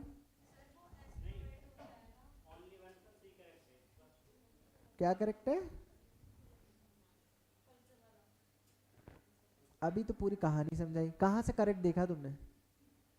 ये बताओ पहले, बताओ ना। वही तो मैंने पूरी कहानी तो सुनाई। इसके आंसर्स जो है, जो ऑनलाइन प्रेजेंट होते हैं ना, हमेशा वो सही नहीं होते। अभी बहुत अच्छे से कराऊंगा 10 क्वेश्चन, लेकिन कराने अच्छे से। लेकिन इस वजह से तो मैंने double double double triple check किया कि एक एक क्या गलती है इसमें, कुछ ना कुछ तो गलती है। जब भी होता है ऐसा कंफ्यूजन, किसी ने कुछ आंसर डाल रखा है किसी, तो उसमें कुछ ना कुछ तो गलती निकलती है। तो इसमें एक लेटर की गलती है सिर्फ, कोलैप्स। यानी बाकी पूरा यहाँ तक सही है, ठीक है। न्यूट्रॉन स्टार तब बनते हैं जब एक बड़ा तारा, उसका ईंधन खत्म हो जाता है और वो कोलैप्स नहीं होता, बाहर की तरफ निकलते हैं, पल्सर्स, उसको पल्सर्स बोलते हैं। तो इसका आंसर क्या है? नन। समझ गए? इसका रियल आंसर क्या है? नन। तीनों ही स्टेटमेंट गलत है, लास्ट वाले में सिर्फ ये गलती है, बाकी यहाँ से यहाँ तक पूरा सही है, ठीक है। Death of neutron star. फिर नेबुला, ये ऐसे है। समझ गए बात? नन। अब अभी तो मैंने बताया, इसको इससे मैच करो, इससे मैच करो, ऐसे कर रखा है। पल्सर, अरे भैया कुछ नहीं आएगा, एक्सपैंड। पल्सर का पूरा स्टेटमेंट सही दे रखा है, हाँ बस वो लिखना है, कोलैप्स नहीं है यहाँ पर। पल्सर पल्सर ही है, मतलब जो उसकी डेफिनेशन है वो ठीक है, डेफिनेशन में एक छोटी सी गड़बड़ है, ठीक है।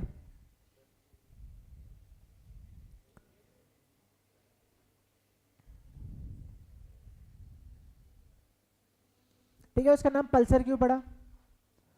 पल्सर, पल्सिंग होता है जब एक टाइम टाइम टाइम टाइम पे कुछ चीजें इमिट करती रहती है, निकलती रहती है उसमें से, उसको पल्सेटिंग बोलते हैं, पल्सिंग। तो इसमें से ना, उस स्टार में से ना बाहर की तरफ क्या निकलती है? रेडिएशन निकलती रहती है, उसलिए उसको पल्सर बोलते हैं, ठीक है। बाकी टर्म्स लिखो, मैं नोट करी थी तुम्हारे लिए।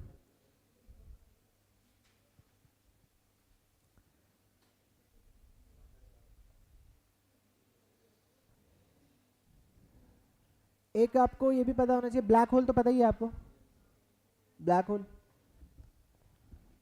पता है? ब्लैक होल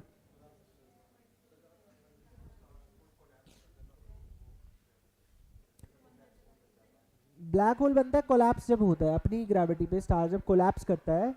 अभी तो देखो एक्सपैंड हो रहा है तो बाहर की तरफ एनर्जी, दो चीज़ें ही होती है, या तो चीज़ शून्य बन जाएगी, ठीक है। जब शून्य बनती है तो क्या बनता है? ब्लैक होल, ठीक है। आप लोगों ने सुना होगा ना कॉन्सेप्ट ऑफ अंत से अनंत तक, मतलब समझा है इसका, ठीक है। तो ब्लैक होल अंत को सिग्निफाई करता है, और जो ये जो फटता है, सुपरनोवा निकलता है, नेबुला बनता है, ये अनंत को, क्योंकि ये अनंत तक पहुंच सकता है, ठीक है। अभी आप जरा इन्फिनिटी का साइन बना के देखना कभी, ये इन्फिनिटी है, मैंने ये पहले भी बताया हुआ है ना, ठीक है। ये यूनिवर्स में ये चीज़ें चलती रहती है, ठीक है। बाकी चीज़ें आके डॉट पे आ जाएंगी, फिर डॉट वो एक्सपैंड होकर फिर से पूरा ब्रह्मांड बनेगा, फिर वो ब्रह्मांड पूरा नष्ट होकर फिर एक जगह सीमित हो जाएगा, उसको ब्लैक होल बोलते हैं। तो ये जो ब्लैक होल है वो एक ऐसी जगह है जहाँ पे इतनी ज़्यादा ग्रेविटी होती है, इतनी हाई ग्रेविटी होती है ब्लैक होल में, कि वहाँ से लाइट तक एस्केप नहीं कर पाती। Any kind of matter can not escape it. अगर उसके पास में आ गए, इवेंट होराइजन, जो उसका होराइजन, उसके किनारे हैं, अगर वहाँ तक पहुँच गए तो फिर गए, ठीक है, अंदर ही समा जाओगे आप उसके। और ग्रेविटी का मतलब क्या होता है? अट्रैक्टिव फोर्स है ग्रेविटी एक, ठीक है, एक चुंबकीय फोर्स है ग्रेविटी। तो वो गुरुत्वाकर्षण बल क्या करता है? मैटर को कंप्रेस कर देता है, इतना हाईली कंप्रेस कर देता है कि लाइट वहां पे रिफ्लेक्ट ही नहीं हो पाती, इसलिए वो ब्लैक दिखता है, वो ब्लैक होल हो गया। लाइट भी मुड़ जाती है अंदर जाके, समझ गए? इसलिए वो दिखता ही नहीं है, लाइट वहां से रिफ्लेक्ट ही नहीं आएगी ना, वापस आएगी नहीं, समझ गए? और ऐसी थ्योरी है कि ब्लैक होल में होते हैं वार्म होल्स, ये थ्योरी है, मतलब ऐसी जगह होती है कि उस पर जाके फिर कहीं और निकलोगे एकदम, ये भी थ्योरी है। मन ये देखना पड़ेगा मुझे ठीक है, वो तो इवेंट ही नहीं हुआ है भाई अभी, ये सोचो। तो अभी वो मैंने देखा नहीं ना, वो मैं देखूंगा तुम लोगों के साथ, सबके साथ, जब सब देखेंगे तब मैं भी देखूंगा, ठीक है, वरना मैं फ्यूचर में चला जाऊँ थोड़ा तो मज़ा ही आ जाए, बीटल जूस को फटते हुए देख लो। अभी देख लोगे बीटल जूस को तो शायद तुम, अभी भी दिखता ही है वो। अभी तो साइंटिस्ट ने कहा ही है कि वो मरेगा बेचारा, ऐसे तो बहुत तारे मरेंगे, रोज मरते हैं। ठीक है, तो वो है ब्लैक होल। ब्लैक होल क्या है? Extremely high gravitational, extremely high gravitation होता है ब्लैक होल में। उसके बाद फिर आता है आपका सुपरनोवा। सुपरनोवा, एक और चीज लिख लो, ये तीन तो हो गए आपको। इसके बाद सुपरनोवा लिख लिया ग्रेविटे ब्लैक होल के बारे में। ब्लैक होल इंपॉर्टेंट भी है, ब्लैक होल इंपॉर्टेंट भी है क्यों? क्योंकि इंडिया का एक मिशन था एक्सपोसैट, एक्सरे पोलरीमीटर। अभी तक उसमें कोई क्वेश्चन नहीं आया, तो पोलरीमीटर क्या होता है वो भी समझ लेना। पोलरीमीटर ना वही समझने की कोशिश करता है कि ये जो रेडिएशन आ रही है उसका डायरेक्शन क्या है, वो आ कहाँ से रही है, इतनी हाई इंटेंसिटी एनर्जी, ऊर्जा ये कहाँ से आ रही है, इतनी ज़्यादा ऊर्जा पूरे स्पेस में कहाँ से आ रही है? ब्लैक होल की तरफ से आ रही है, ब्लैक होल के साइड से आ रही है, किस साइड से? तो वो एंगल मेजर करता है। मान लो मैं बिल्कुल सिंपल तरीके से समझा रहा हूँ, एग्जैक्टली ऐसा नहीं होता जो मैं बता रहा हूँ, ये सिर्फ एक प्रेजेंटेशन है। ठीक है, मान लो ये लाइट यहाँ पे आई, ये लाइट यहाँ पे आके टकराई, ठीक है, तो ये पॉइंट ऑफ इंसिडेंस और पॉइंट वो तो बनेगा ना, एक एंगल बनेगा, तो एंगल से हमें समझ में आता है डायरेक्शन उसका। वही पोलरीमीटर का काम है। पोल मतलब ध्रुव, ठीक है, और ध्रुवों से क्या समझ में आती है? दिशा। तो वो काम है उसका, ये याद रखना। कभी पोलरीमीटर का काम पूछ ले तो समझ जाना एक्सरेज जो आ रही है ना उसका दिशा समझने के लिए, बस इतना सा याद रखना है तुम्हें। ठीक है, और ब्लैक होल से संबंधित है वो वाला एक्सपेरिमेंट। ठीक है, उसके बाद आ गया भाई सुपरनोवा। सुपरनोवा का मतलब है एक स्टेलर एक्सप्लोजन। लिखो, तारामंडल में होने वाला एक बहुत तेज विस्फोट।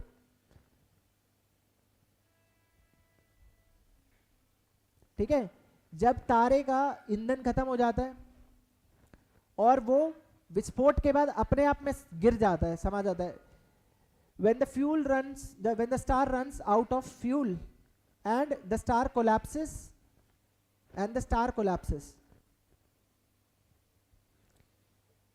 ठीक है, और इसके वजह से क्या होता है? बर्स्ट ऑफ लाइट निकलती है, बर्स्ट ऑफ लाइट्स। ठीक है, बर्स्ट ऑफ लाइट निकलती है। इस एक्सपेंशन को, इस लाइट के एमिटेंस को पल्सर्स ही बोलते हैं। तो सुपरनोवा एक इवेंट है जब तारा मरता है।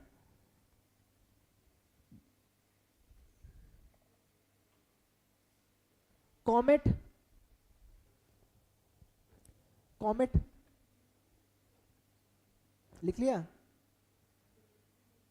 लिख लिया।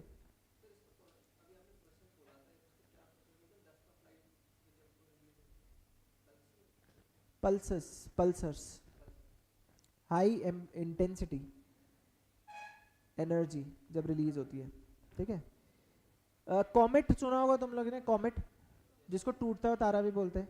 तो वो कैसे, वो उसकी ना तुम्हें टेल दिखाई देती है हमेशा। वो इसलिए दिखाई देती है, वो आईसी ऑब्जेक्ट्स होते हैं ऑफन रिवॉल्विंग सन।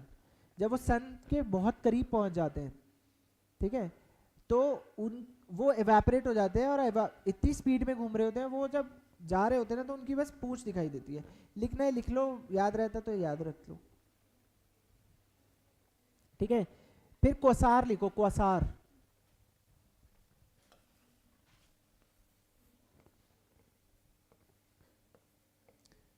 क्वासार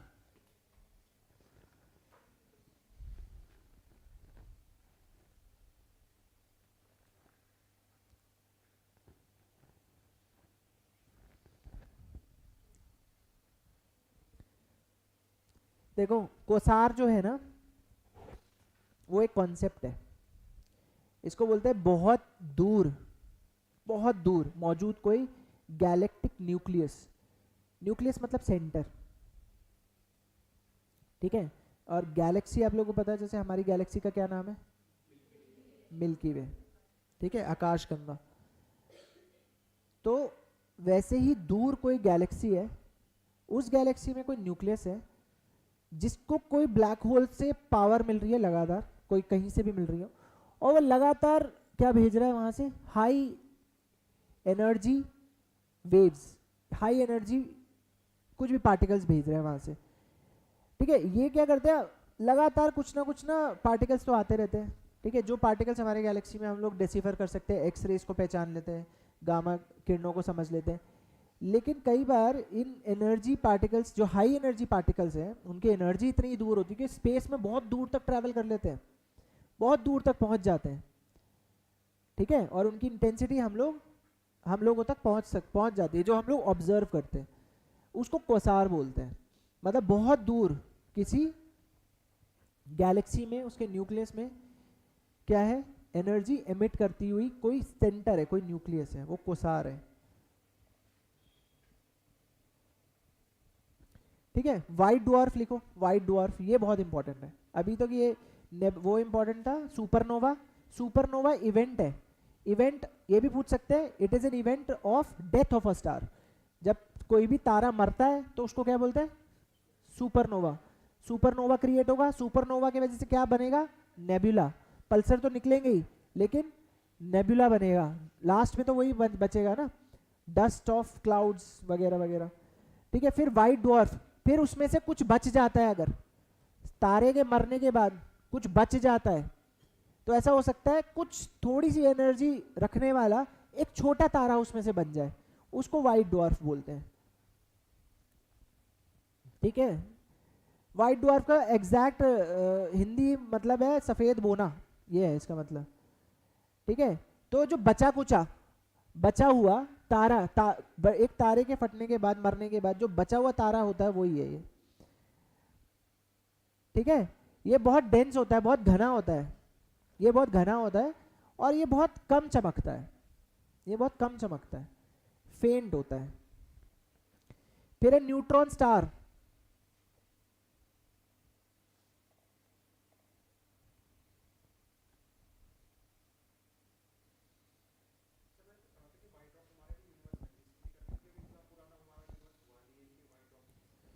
यूनिवर्स में नहीं, हमारे स्पेस सोलार सिस्टम में नहीं एग्जिस्ट करते होंगे, यूनिवर्स में क्यों नहीं करते होंगे, है ना। तो यूनिवर्स गलत बोल रहे हो, तो गैलेक्सी है वो, यूनिवर्स तो बहुत बड़ा है, यूनिवर्स में तो कितने इवेंट्स हो गए होंगे, कितने बर्थ एंड डेथ हो चुके हैं स्टार्स के। फिर न्यूट्रॉन स्टार उसी की तरह होता है, दोनों वाइट डवार्फ और न्यूट्रॉन स्टार कैसे बनते हैं, डेथ ऑफ स्टार से बनते हैं। ठीक है, a dense remnant of a star that has exploded into supernova। ठीक है, ये ज्यादातर न्यूट्रॉन्स का बनता है, इसलिए इसका नाम न्यूट्रॉन स्टार है। ठीक है, इसकी ग्रेविटेशनल फील्ड और मैग्नेटिक फील्ड बहुत ज्यादा होती है। ये भी रिमेनेंट से बनते हैं, एक बनता है वाइट डवार्फ, एक बनता है न्यूट्रॉन स्टार। न्यूट्रॉन स्टार भी बन सकता है, वाइट डवार्फ भी बन सकता है।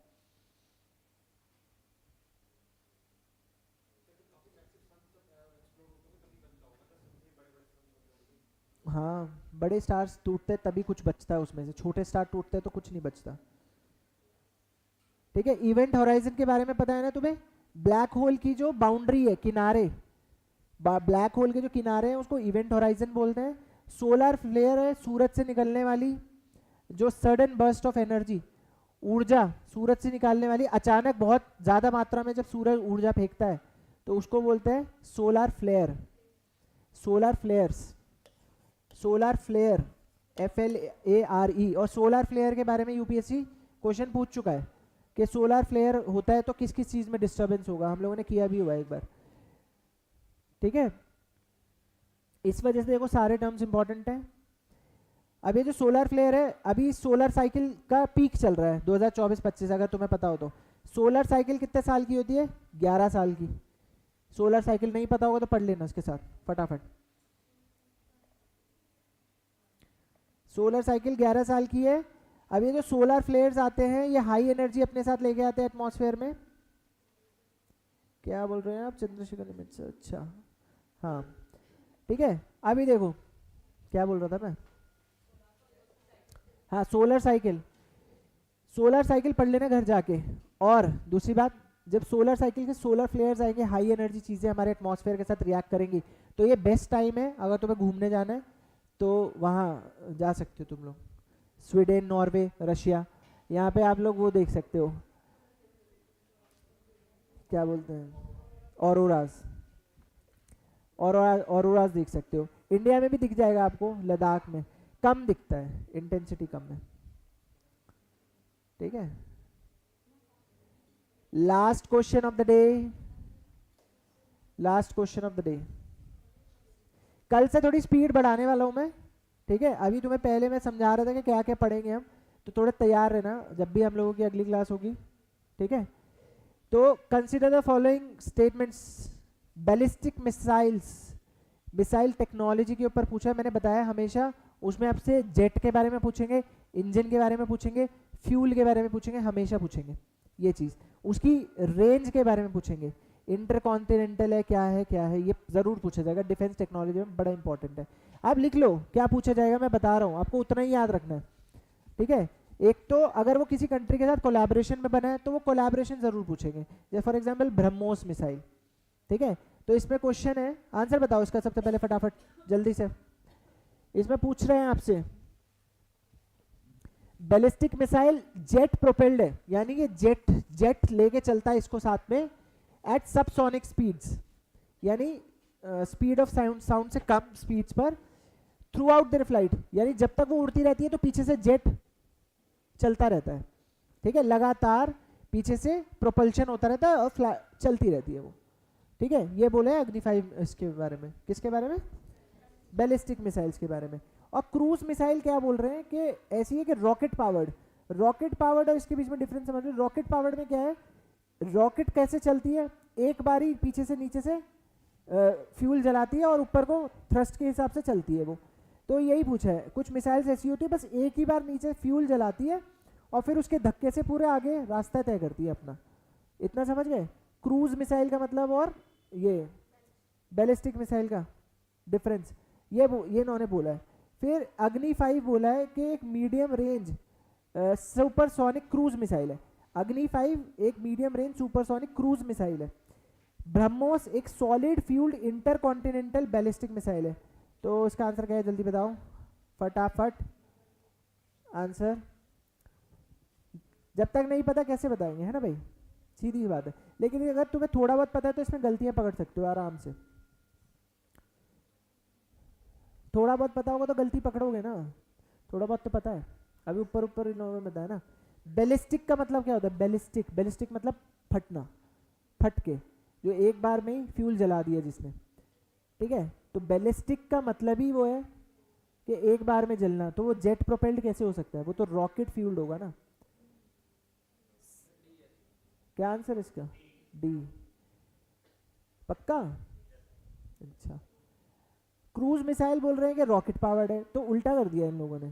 क्रूज मिसाइल क्या होंगी, जेट प्रोपेल्ड, पूरे टाइम पे क्रूज करके चलेगी ना। क्रूज मतलब है पूरे टाइम चल रही है, जैसे सफर तय कर रही है आराम से, ऐसे सफर तय करके फिर पहुंच रही है, पीछे से जलता जा रहा है, समझ रहे हो, वो है क्रूज मिसाइल। और नीचे बोला है कि अग्नि 5 is a medium range supersonic cruise missile.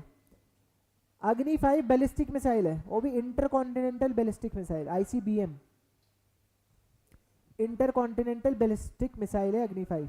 और ब्रह्मोस के बारे में अगर पता होता, सिर्फ यहाँ पर करंट अफेयर्स पढ़ा होता, अग्नि 5 भी ना पढ़ा होता, ब्रह्मोस चल रहा था, तब भी तुम ये आंसर करेक्ट कर देते, क्योंकि ब्रह्मोस 10 बार अखबार में 100 बार आया होगा कि BrahMos is a cruise missile, पढ़ा है ना। तो बस ये समझ में आ जाता तुम्हें, ठीक है। BrahMos is a cruise missile, लेकिन सॉलिड फ्यूल नहीं है, सॉलिड लिक्विड, दो मिक्स मॉडल से चलता है ये, सॉलिड एंड लिक्विड, ये भी करेक्ट कर लेना इसमें। तो वही करंट अफेयर का क्वेश्चन है ये, ठीक है। तो आई होप आपको इन क्वेश्चन से कुछ एक्स्ट्रा जानने को मिला होगा, आज मिला कुछ जानने को एक्स्ट्रा। ऐसे ही हम लोगों को ना जब ऑप्शंस पढ़ते हैं तो उसके साथ क्या पढ़ना है वो आज मैंने तुम्हें जो काम दिया है उतना कर लेना, ठीक है। अगले क्लासेस में हो सकता है कि मैं 2-2 साल के एक साथ लूँ क्वेश्चंस, क्योंकि जितने तेज तुम करोगे क्वेश्चंस, ये रिवीजन है ना, तो इस वजह से पहली क्लास में मैंने तुम्हें थोड़ा आराम से बता दिया चीज़ें, ताकि तुम थोड़ी लय में आ जाओ, समझने लगो कि भाई PYQ कैसे करते हैं, और ये बहुत फ़ायदेमंद साबित होगा तुम्हारे लिए, ठीक है। इसमें हर एक ऑप्शन का तुम्हें बहुत अच्छे से मतलब समझ में आ रहा है, क्वेश्चन भी समझ में आ रहे होंगे कि भाई कैसे करने हैं, आ रहे हैं समझ में, अप्रोच क्या रखना है वो समझ में आया बस।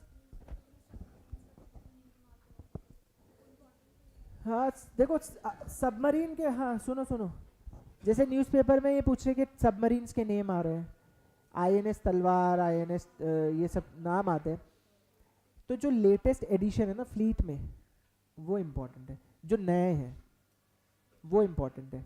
इंडिया की फ्लीट में सबमरीन कैसी है, कोई नई टेक्नोलॉजी है, इस वजह से न्यूज़ में। तो जो नया होता है ना वो न्यूज़ में। अग्नि 5 और ब्रह्मोस दोनों नए हैं, इसलिए नहीं इसमें पेपर में। ठीक है, अब तुम क्या करोगे, इस ये ऐसे आ गया तो तुम पूरी लिस्ट रखने बैठ जाओ, तो दैट इज़ नॉट वाइज, है ना। बल्कि तुम्हारे नोट्स में इतना अवेलेबल है, जितने नोट्स में है ना उतना काफ़ी है। ठीक है, बाकी उसको करंट अफेयर से अपडेट कर लेना। ठीक है, INS सुशील अभी वो लेटेस्ट एडिशन है, लेटेस्ट चल रहा है वो न्यूज़ में, तो उसके बारे में पढ़ सकते हो आप। ठीक है, तो समझ गए होगे तुम लोग। ठीक है, मिलते हैं अगली क्लास में जी। अभी मैं बताऊंगा time table, I am not aware about the time table, तो मैं बता दूंगा आपको।